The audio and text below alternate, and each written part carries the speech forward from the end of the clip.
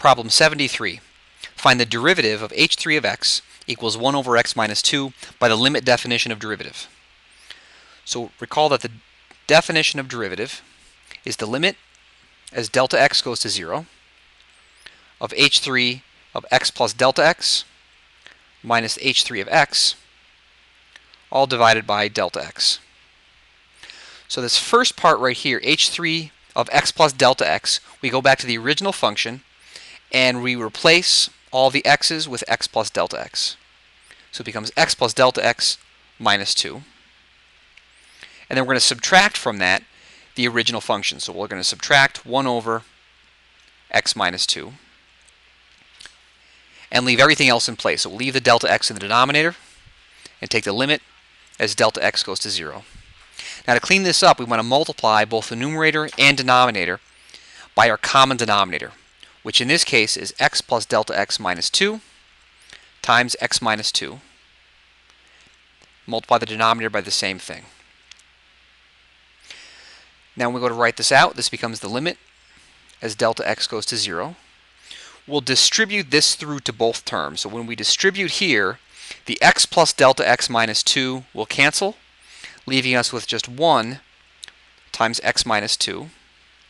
When we distribute this to the second term, the x minus 2's will cancel, leaving us with negative 1 times x plus delta x minus 2.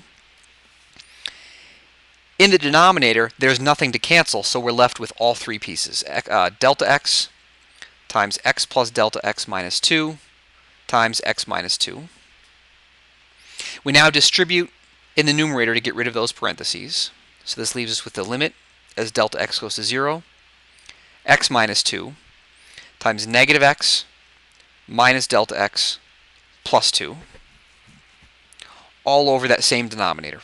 Delta x times x plus delta x minus 2 times x minus 2. In our numerator, I see that the x and the negative x will cancel. The negative 2 and the positive 2 will cancel. So the only thing that's left over is negative delta x. So the negative delta x and the delta x in the denominator will reduce to give us the limit as delta x goes to 0, negative 1 over x plus delta x minus 2 times x minus 2. Now that the delta x's have canceled, it's safe to plug in delta x equals 0. So this gives us negative 1 over x minus 2 times x minus 2. And so our derivative is negative 1 over x minus 2 squared. Now let's quickly verify this by using the power rule.